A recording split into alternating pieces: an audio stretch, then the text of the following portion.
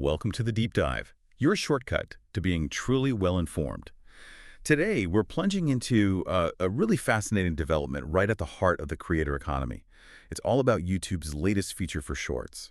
And look, this isn't just some minor tweak. It feels like a foundational shift, something that could genuinely redefine how creators sell things and, maybe more importantly, how you discover and shop for products online. Absolutely. Our mission today really is to unpack exactly what these new shopping product stickers for YouTube Shorts actually are. How they work, how they function day to day, and crucially, why they might just be such a transformative leap forward. For creators, sure, but also for brands and, well, for all of us as shoppers. We want to give you that quick but thorough knowledge so you really get the implications here. It's a big strategic move by YouTube. Yeah, and here's where it gets really interesting, I think.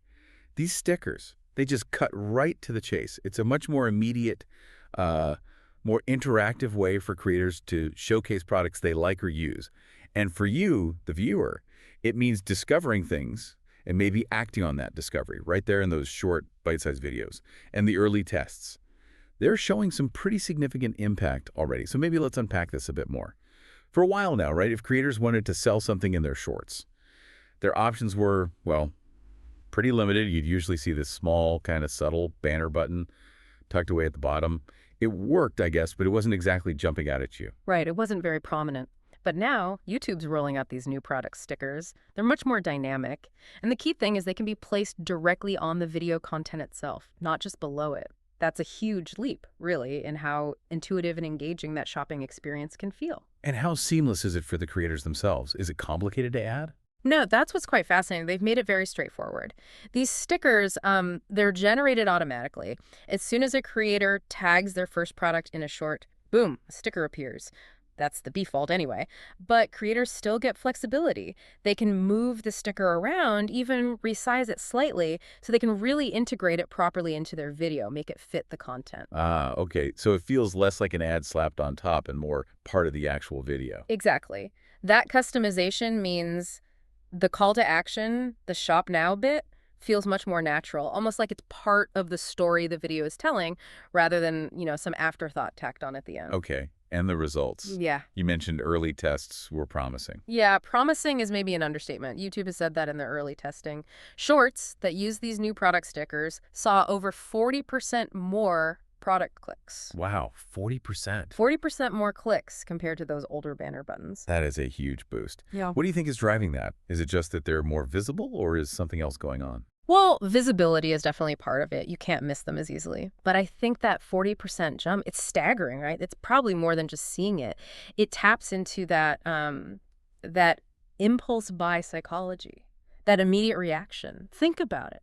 Before, like you said, you had to consciously look for that little link at the bottom. It sort of broke the flow of watching. Right. Now, the product is almost, well, it's right there, visually present within the content you're enjoying. It feels frictionless. Frictionless, good word. Yeah, this isn't just the small interface tweak. It feels like YouTube refining the digital version of an impulse buy display, right at the checkout counter, but tailored for this scroll and shop generation. You see it, you like it, you click it, you're basically there. So it's removing those little hesitations, those digital speed bumps between seeing something cool and actually checking it out. Precisely.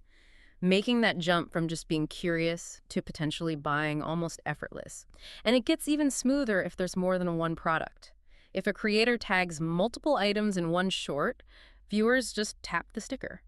And a little drop-down menu appears showing all the tagged items. Well, neat. Yeah, then you just tap the specific product you're interested in, and bang, you're whisked off to the retailer's site to potentially buy it. It really streamlines that whole journey, discovery to checkout, potentially in just a couple of taps. And this isn't just a test in one market, right? It's rolling out widely. That's another massive piece of this puzzle, yeah. It's global. Rolling out globally, so creators almost everywhere can start using this. The only exception right now seems to be South Korea, but YouTube's already said it'll be available there soon too.